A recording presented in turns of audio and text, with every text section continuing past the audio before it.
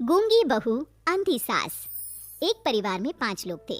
ओम प्रकाश, उनकी पत्नी सुमित्रा, बहू भावना, बेटा राहुल और एक थी उनकी बेटी प्रियंका। वैसे तो ओम प्रकाश और सुमित्रा के घर में सब कुछ ठीक ठाक था, लेकिन सुमित्रा की एक आदत थी। घर में कुछ भी गलत या सही हो तो वो किसी से कुछ नहीं कहती। और भावना स्वभाव की इतनी सीधी सादी थी कि अगर कोई उसके साथ गलत भी करता तो भी वो उसे कुछ नहीं कह पाती। इसी के चलते प्रियंका और राहुल घर में मनमानी चलाते रहते, क्योंकि घर को संभालने वाली औरतें इस तरह से रहती थी जैसे वो गूंगी और अंधी हो। माँ, मैं अपनी सहेलियों के साथ पिकनिक पर जा रही हूँ। ठीक है बेटा, चली जाओ। और मुझे आने में रात हो जाएगी, देर से ही आऊंगी मैं। अच्छा, कोई बात नहीं बेटा। अरे भावना, तुमको एक बार में समझ में नहीं आता क्या? नाश्ते में फिर से पराठे बना के रख दिए। कितनी बार तुमसे कहा है कि मेरे लिए ढंग का नाश्ता बनाया करो। ठीक है जी, आगे से ध्यान रखूंगी। अरे ये बहू से किस तरह से बात कर रहे हो तुम राहुल?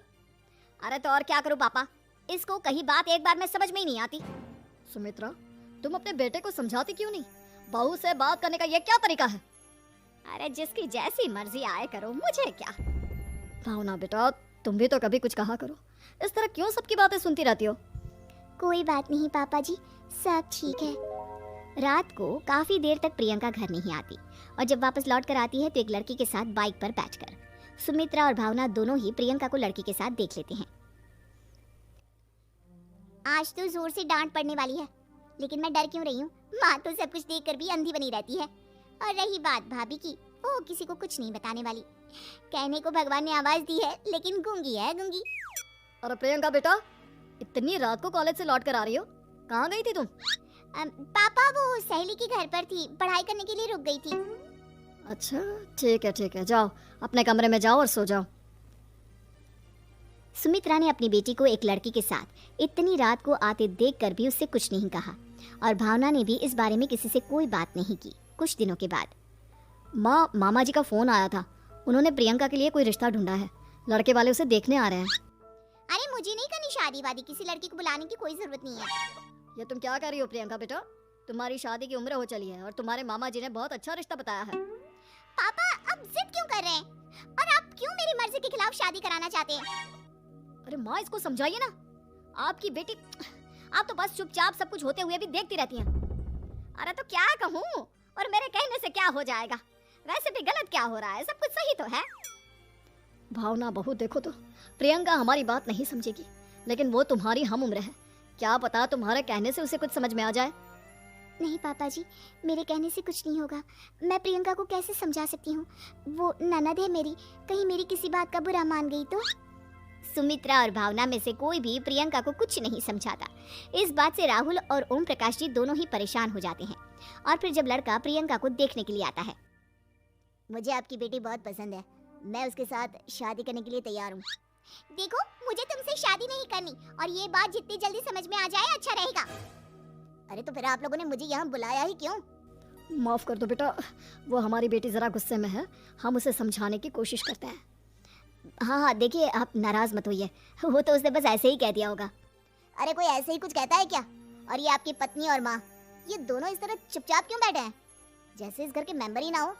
आपके घर में सब कुछ ठीक तो है ना? अरे सब कुछ ठीक है बेटा। सुमित्रा, समझाओ ना अपनी बेटी को। अरे क्या समझाऊं, क्या होगा समझाने से? सब ठीक ही तो हो रहा है, गलत क्या हो रहा है? भावना, प्रियंका को अंदर लेकर जाओ और उससे समझाओ कि कितना अच्छा रिश्ता है। इतना अच्छा लड़का है, इस तरह से बिहेव ना करे। नहीं जी, मैं किसी से कुछ नहीं कह सकती जी। अरे अजीब परिवार है, मुझे तो यहाँ से निकलना पड़ेगा। इस तरह से तो आपकी बेटी की शादी किसी से नहीं हो सकती। जिसके घर की औरतें गूंगी और अंधी बनकर बैठ जाए, उस घर का कुछ नहीं हो सकता। ओम प्रकाश और राहुल सुमित्रा और भावना की हरकतों की वजह से बहुत परेशान हो जाते हैं। एक दिन वो दोनों आपस में बात करते हैं। पापा, समझ में नहीं आता कि भावना और माँ को कैसे समझाया जाए। सही कहते हो बेटा, तुम और मैं काम के सिलसिले में सारा दिन घर के बाहर रहते हैं और घर की दोनों औरतें जिन्हें सारा घर संभालना चाहिए, गूंगी और अंधी बनकर बैठी हैं। पापा, आप ही बताइए इसका क्या उपाय है? मेरी तो कुछ समझ में नहीं आता बेटा, लेकिन हमें कुछ तो करना पड़ेगा, क्योंकि इन सब की वजह से प्रियंका बहुत ज्यादा बिगड़ती जा रही है। तुमने देखा उसे किस तरह से बिहेव किया था। अरे लेकिन पापा, हम करेंगे क्या? हमें एक नाटक करना होगा। कुछ दिनों के लिए हम भी गूंगे और बहरे बन जाते हैं, उसके बाद इन दोनों औरतों को अकल आएगी। हाँ पापा, शायद आपकी बात ठीक है। हम दोनों हर बार बात को संभाल लेते हैं और इसी वजह से माँ और भावना कुछ भी करने की कोशिश ही नहीं करते। और फिर अगले दिन, भावना, नाश्ते में क्या बनाया है? जी पराठे बनाए हैं। मेरे लिए पोहा बना दो। अच्छा जी ठीक है, अभी बना देती हूँ जी। बहू, नाश्ते में क्या बनाया है? पापा जी पराठे हैं और पोहे बन रहे हैं। अरे बहू, मुझे तो उपमा खाने का मन था, मेरे लिए उपमा बना दो। ठीक है पापा जी, अभी बना देती हूँ। भाभी जल्दी से जरा मेरा कॉलेज का टिफिन तो पैक कर देना। और सुनो, मुझे ना भिंडी की सब्जी खाने का मन है। सुमित्रा चुपचाप बैठी बैठी सब कुछ देख रही थी। उसने किसी से कुछ भी नहीं कहा और ये देखकर भावना को मन ही मन गुस्सा आ रहा था, लेकिन वो किसी से कुछ नहीं कह रही थी। उसे लग रहा था कि ओम प्रकाश जी जो हमेशा उसकी साइड लेते थे, वो भी आज चुपचाप बैठे हुए थे। शाम के वक्त प्रियंका अपने बहुत सारे दोस्तों को लेकर घर आती है और उधर दूसरी तरफ से राहुल भी अपने ऑफिस के दोस्तों को लेकर घर आ जाता है। प्रियंका अपने कमरे में तेज म्यूजिक चलाकर डांस करती है और राहुल अपने दोस्तों के साथ बैठकर जोर जोर से हंस रहा था। प्रियंका और राहुल मिलकर पूरे घर को अस्त व्यस्त कर देते हैं, लेकिन भावना उनसे कोई शिकायत नहीं करती और सुमित्रा जी भी चुपचाप बैठी रहती है। लेकिन भावना और सुमित्रा के अंदर का गुस्सा धीरे धीरे बढ़ रहा था। फिर रात को ओम प्रकाश और राहुल एक दूसरे से बातें करते हैं।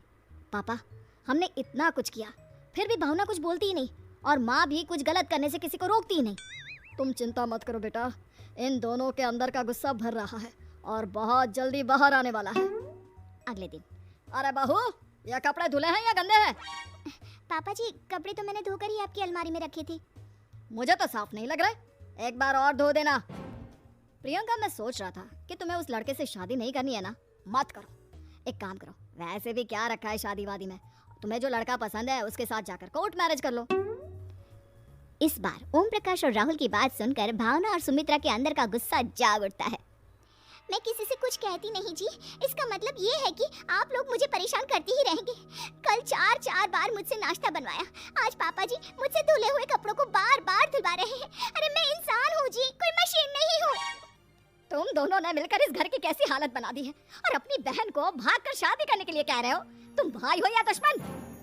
ओम प्रकाश और राहुल जोर जोर से हंसने लगते हैं। अरे इसमें हंसने की क्या बात है? हम लोग यहाँ इतने परेशान हो रहे हैं जी, तुम लोगों को ऐसी हरकत करने के बाद भी हंसी आ रही है। ये क्या कर रहे हैं जी आप दोनों? यही तो हम चाहते थे कि सुमित्रा तुम अंधी होकर ना बैठी रहो। घर में कुछ भी गलत हो तो उसे रोकने की कोशिश करो। और भावना, तुम अपने साथ हो रहे गलत व्यवहार पर भी कभी मुंह नहीं खोलती, ये सही बात नहीं है। मैं चाहता था कि तुम्हारी भी जुबान खुले, तुम गलत बात का विरोध करो। गूंगी बहू और अंधी सास की ये जोड़ी इस घर में अब नहीं चलेगी।